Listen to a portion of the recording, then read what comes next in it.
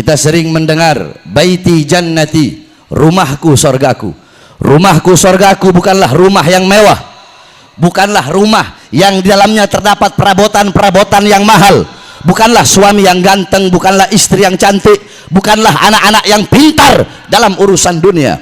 Tetapi rumahku sorgaku adalah suami yang taat kepada Allah, yang patuh kepada Allah, yang tunduk kepada Allah. Seorang istri yang soleha, alimah, abidah, zahidah, wari'ah, jayyah. Seorang istri yang ikhlas menerima kekurangan suaminya. Seorang istri yang sabar. Seorang istri yang bisa menjadi muallimah, muaddibah, mudarrisah lil abna. Seorang istri yang bisa menjadi madrasah, bisa menjadi guru, bisa menjadi ustadz, bisa menjadi pengajar, pendidik pertama bagi putra-putrinya. Anak-anak yang pintar dalam urusan akhirat, dalam urusan agama, anak-anak yang taat, yang patuh, yang tunduk kepada Allah. Rumah tangga yang dihidupkan dengan Al-Quran, rumah tangga yang dihidupkan dengan sunnah-sunnah baginda Nabi besar Muhammad, rumah tangga yang dihidupkan dengan ilmu Nabi, akhlaknya Nabi, adabnya Nabi, waraknya Nabi, khaufnya Nabi, khasyahnya Nabi, zuhudnya Nabi, ibadahnya Nabi, qanaahnya Nabi. Rumah tangga seperti ini inilah sorga. Walaupun rumahnya dari kardus, walaupun tinggal di bawah jembatan, kalau suaminya taat kepada Allah, patuh kepada Allah, tunduk kepada Allah, istrinya taat kepada Allah, patuh kepada Allah, tunduk kepada Allah, anak-anaknya taat, patuh, tunduk kepada Allah, rumah tangganya hidup dengan Al-Quran, hidup dengan sunnah Nabi Muhammad, rumahnya akan menjadi sorga, saudara-saudara. Oleh karenanya, wasiat yang pertama bagi para istri-istri, istri-istri semuanya, khususnya bagi kaum perempuan, ketahuilah bahwasanya engkau sebagai wanita, engkau sebagai seorang ibu, engkau sebagai seorang ibu adalah madrasatul ula, engkau adalah pendidik pertama, engkau adalah pengajar pertama, guru pertama bagi putra-putrimu. Saudara-saudara, baik buruknya anak bukan tergantung dari bapaknya. Saya tanya semuanya, anak-anak kita lebih banyak waktu dengan siapa? Dengan kita sebagai suami atau dengan istri kita sebagai seorang ibu? Lebih banyak mana waktu anak? Lebih banyak dengan bapak apa dengan ibu? Lebih banyak dengan bapak apa dengan ibu? Saudara-saudara, Syekh Yasin Al-Fadani, siapa yang tidak kenal beliau? Musnid dunia. Beliau seorang ahli hadis yang kalau bawa hadis sanadnya dibawa sampai kepada Rasulullah Sallallahu Alaihi Wasallam. Akan tetapi Syekh Yasin Al-Fadani tidak ada satupun anak-anak beliau yang menggantikan beliau sebagai ahli hadis. Kenapa? Karena istri beliau bukan seorang ustadzah, bukan seorang syekhah. Istri beliau adalah seorang pedagang, seorang saudagar, seorang pengusaha, sehingga semua anak-anaknya ikut istrinya, ikut ibunya menjadi seorang pengusaha. Saudara-saudara, baik buruknya anak tergantung daripada ibu. Yang mendidik seorang anak, terbentuknya watak seorang anak, terbentuknya sifat seorang anak, ada kebiasaan seorang anak baik atau buruk, bagus atau rusak, itu tergantung daripada ibunya. Saudara-saudara, Hadramut melahirkan para ulama, melahirkan para aulia, melahirkan orang-orang soleh. Kenapa? Itu tidak terlepas dari kepribadian wanita-wanita yang ada di Hadramut. Perempuan yang ada di Hadramut seumur hidup keluar rumah cuma 3 kali, saudara-saudara. Pertama, ketika mereka bermain bersama bapaknya, mereka keluar rumah masih kecil. Kedua, ketika mereka menikah, dari rumah orang tuanya menuju rumah suaminya. Ketiga, ketika mereka mati, dari rumahnya menuju kuburnya, saudara-saudara. Makanya tidak heran Hadramut melahirkan para ulama, para fuqaha. Di Hadramut, anak-anak umur 7 tahun mereka telah hatam berkali-kali kitab Minhajut Talibin Al-Imam An-Nawawi. Al-Imam, contoh Al-Imam Al-Habib Abdullah bin Alwi Al-Haddad, umur 3 tahun beliau terkena penyakit cacar yang menyebabkan kedua mata beliau buta. Tetapi di umur 6 tahun beliau hafal Al-Quran. Di umur 9 tahun beliau hafal kutubus sittah, Bukhari, Muslim, Sunan Abi Daud, Tirmidzi, Ibnu Majah, An-Nasa'i. Di umur 10 tahun beliau hafal kutubul Ghazali, Ihya Ulumuddin, Minhajul Abidin, Miyarul Ilim, Bidayatul Hidayah, dan lain-lainnya. Al-Imam Al-Habib Ali bin Muhammad Al-Habsyi, beliau umur 10 tahun mendapatkan magam yang sangat tinggi, magam kewalian yang sangat tinggi beliau dapatkan di umur 10 tahun. Apa itu? Ra'an Nabi sallallahu alaihi wasallam yaqdatan. Beliau melihat Nabi Muhammad dalam keadaan sadar, melihat Nabi Muhammad dalam keadaan terjaga. Kenapa? Itu tidak terlepas dari pendidikan ibu beliau, yaitu Syarifah Alwiyah Al-Jufri. Sampai-sampai diceritakan di Hadramut ada seorang syekhah yang berbangsa Al-Amudi. Wanita tersebut pernah mensyarahkan kitab Minhaj Al-Imam An-Nawawi.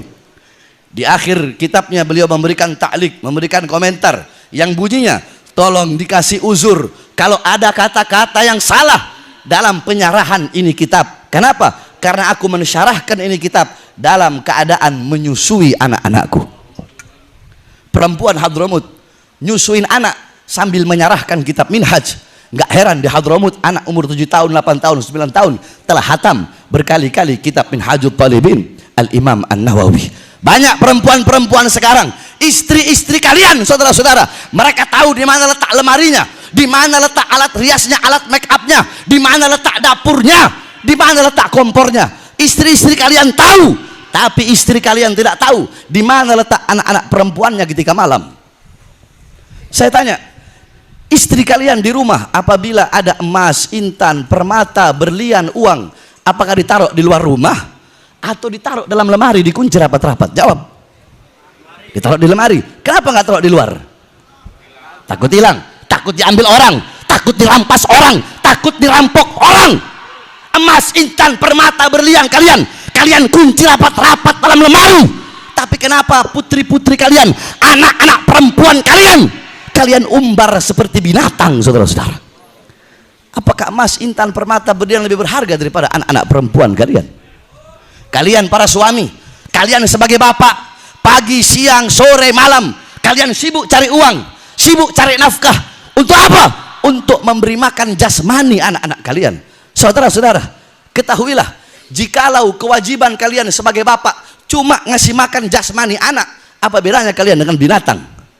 Kalau kewajiban kalian cuma cari uang, ngasih makan istri kalian, ngasih makan anak kalian, nggak ada beda dengan binatang. Kalian belum bangun, binatang sudah bangun duluan untuk mencari ikan makan untuk anak dan istrinya. Ada yang lebih wajib bagi kalian, ada yang harus kalian utamakan, ada yang harus kalian dahulukan, ada yang harus kalian pentingkan. Apa? Memberi makan jiwa, hati, dan roh anak-anak kalian. Apa makanan jiwa, saudara-saudara? Apa makanan hati? Apa makanan roh? Makanan jiwa, makanan hati, makanan ruh adalah ilmu. Hati 3 hari gak kena ilmu, hati menjadi mati. Maka tanyakan kepada kalian sebagai bapak, sebagai suami, telah berapa lama kalian menjadi sebab hati anak-anak kalian mati, hati istri-istri kalian mati, sehingga anak-anak kalian menjadi anak-anak yang durhaka dan istri kalian menjadi istri yang durhaka. Jadi ingat, wasiat saya, nasihat saya, baik buruknya anak tergantung daripada ibunya, baik buruknya istri tergantung daripada kita sebagai suami, saudara-saudara. Jadi anak bagaikan penumpang, ibu atau istri kita bagaikan perahu. Kita adalah nahkoda daripada perahu tersebut. Apabila perahunya bolong, apabila perahunya rusak, maka tenggelamlah penumpang yang ada dalam perahu tersebut. Rusak atau tidaknya perahu tergantung kita sebagai nahkoda. Bukankah dalam Al-Quran Allah berfirman, ku anfusakum wa ahlikum naro. Jagalah diri kalian, jagalah anak istri kalian, jagalah orang-orang yang nafkahnya dibebankan kepada kalian, jagalah mereka dari api nerakanya Allah. Bagaimana cara menjaga mereka dari api nerakanya Allah? Alimuhum wa addibuhumuddin. Ajarkan mereka, didik mereka dengan pendidikan agama. Seperti hanya itulah cara untuk menyelamatkan anak istri kalian, keluarga kalian, rumah tangga kalian dari api nerakanya Allah Subhanahu wa taala. Wasiat bagi para istri-istri semuanya, saudara-saudara, zaman sekarang saya Bahar bin Smith kalau mau cari istri cantik sehari 20 bisa saya dapatkan. Mau cari apa? Istri kaya bisa saya dapatkan. Istri yang punya pangkat, punya jabatan bisa saya dapatkan. Saya tidak menafikan hidup saya dikelilingi sama perempuan. Makanya Habib Hanif bilang, Habib Bahar ceramah harus ceramah pernikahan, jangan keluar dari pernikahan. Ya akhir saya ceramah bahas masalah pernikahan. Karena memang dari semua yang ada di sini saya yang paling banyak nikahnya. Walaupun banyak yang masih lebih tua dari saya di sini, tapi kalau usia nikah saya lebih tua dari semua yang ada di sini, saudara-saudara. Bahkan dari imam, oh saya lebih kalau masalah pernikahan. Nah, saudara-saudara, zaman sekarang kita mau cari perempuan cantik banyak, perempuan kaya raya banyak. Yang susah perempuan yang ikhlas. Nah, ini kayaknya soundnya di istri saya colok-colok sound dicabut kayaknya.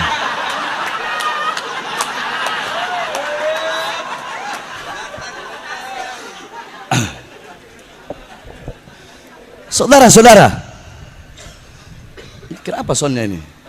Lun, jangan dicabut Lun. Kakak lagi ceramah Lun. Saya kalau ketemu besan Habib Ahmad bin Soleh, yang tadi anak beliau Said Bagir menikah dengan putri imam besar kita, yaitu Sayyid Bagir dan Syarifah Fairuz. Kalau ketemu Habib Ahmad, pasti Habib Ahmad bilang, "Beb, masih ingat nggak waktu dulu sidang?" "Kenapa Beb?" "Anak udah lupa." "Dulu yang waktu hakim pernah tanya." Jadi hakim waktu itu nanyanya ke Habib Muhsin bin Zaid. Mana Habib Muhsin? Oh, udah pulang. Habib Muhsin mungkin ingat. Jadi hakim nanya ke Habib Muhsin, "Beb, waktu itu Habib Muhsin menjelaskan tentang keutamaan mati syahid akan mendapatkan bidadari di sorga." Ini hakim usil, dia nanya, "Beb, emang kalau bidadari di sorga ngumpul sama istri, emang istri nggak cemburu sama bidadari?" Habib Muhsin nggak jawab. Kata Habib Muhsin, "Oh, kalau masalah istri biar Habib Bahar yang jawab." Akhirnya saya jawab, "Oh yang mulia, di sorga itu kenikmatannya kekal abadi. Tidak ada perkara apapun yang memutuskan kenikmatan di sorga. Nah, cemburu itu bisa memutuskan kenikmatan. Jadi rasa cemburu tidak ada di sorga. Seperti saya istrinya 4 yang mulia. Jadi nanti di sorga istri saya itu nggak ada rasa saling cemburu." "Oh begitu Beb, iya." Begitu selesai sidang di skors, saya turun, istri saya Fadlun cemberut sama saya. "Oh begitu Kak?" "Enggak Lun, tadi kakak salah ngomong, salah ucap."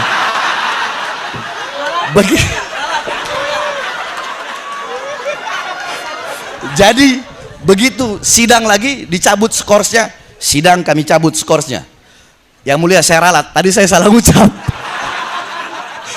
Maksud saya andaikan istri saya 4 yang mulia. "Oh baik Habib."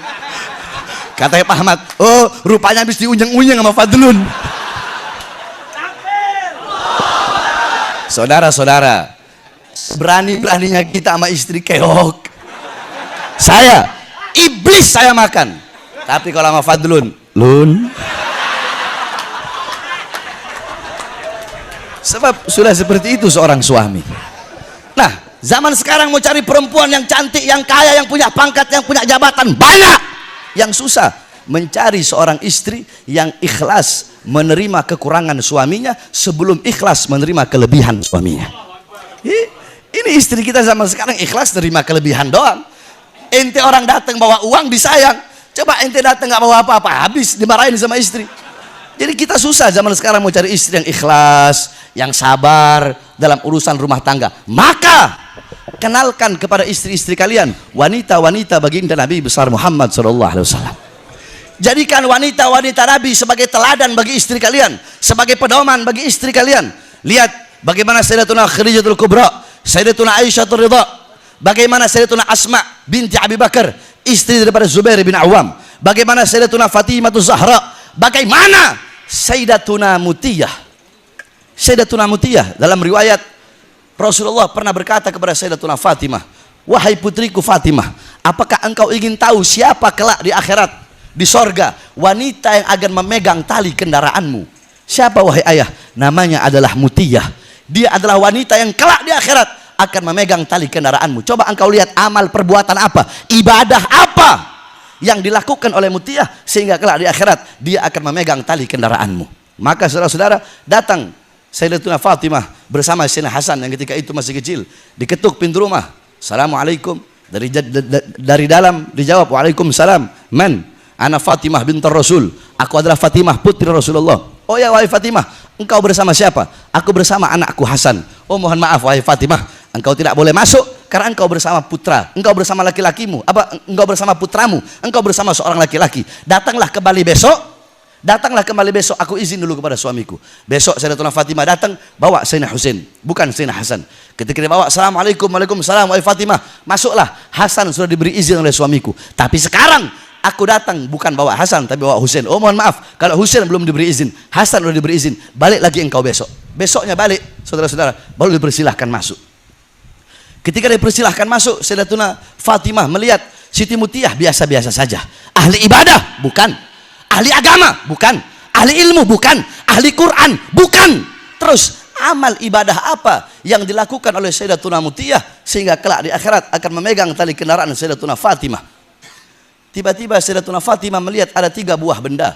3 buah benda tersebut ditaruh di tempat yang tinggi, tidak sama seperti benda-benda yang lain. Seakan-akan 3 buah benda itu diutamakan, dikeramatkan. Ketika dilihat ternyata 3 buah benda tersebut adalah lap, cambuk, kemudian gunting, saudara-saudara. Nah, Sayyidatuna Fatimah berkata, wahai Mutiyah, untuk apa 3 buah benda ini? Sayyidatuna Mutiyah berkata, yang pertama lap. Ketika suamiku pulang kerja, suamiku pulang mencari nafkah, seluruh keringatnya dari ujung rambut sampai ujung kaki, aku hapus, aku lap keringatnya dengan lap tersebut, karena keringat itulah yang jatuh untuk memberikan aku nafkah. Terus untuk apa ini cambuk? Selesai suamiku pulang kerja, selesai aku lap keringatnya, aku telah masak, aku sediakan makanan-makanan yang telah aku masak, dimakan oleh suamiku. Ketika suamiku selesai makan, aku kasih cambuk tersebut, seraya aku berkata, wahai suamiku, jikalau makanan ini tidak enak, aku rela, aku ridho engkau cambuk aku sebagai pelajaran, besok aku masak masakan yang enak. Kira-kira istri kalian begitu? Hah? Istri kita, tunggu Alwi, ini selesai, habis ini selesai, sabar, ini saya punya ponakan Alwi, itu begini begitu. Saya tanya, istri kalian begitu? Oh, istrinya kita orang, istrinya kita orang, sayang, kurang asin, masak aja sendiri. Banyak ngomong, udah dimasakin, banyak protes. Yang ketiga, gunting. Untuk apa gunting tersebut? Gunting tersebut ketika suamiku mau tidur, aku serahkan gunting tersebut dan aku berkata, wahai suamiku, aku takut ketika engkau tidur, engkau tidak bisa bangun lagi. Maka jikalau dari tadi, semenjak engkau memejamkan matamu melihatku, semenjak engkau bangun tidur tadi, sampai sekarang engkau mau tidur, hari ini ada kata-kataku yang menyakiti perasaanmu atau tidak mengenakkan hatimu, aku rela, aku ridho, engkau potong lidahku. Karena ketaatannya kepada suami, baktinya kepada suami, karena perkara inilah kelak di akhirat Sayyidatuna Mutiyah akan memegang tali kendaraan Sayyidatuna Fatimah.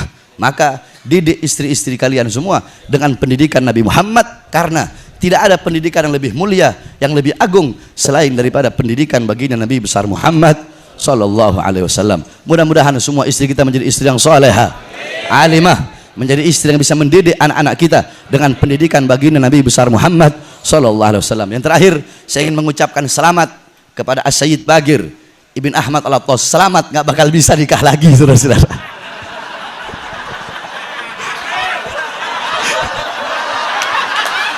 Walafu minkum. Wassalamualaikum warahmatullahi wabarakatuh. Allahu Akbar.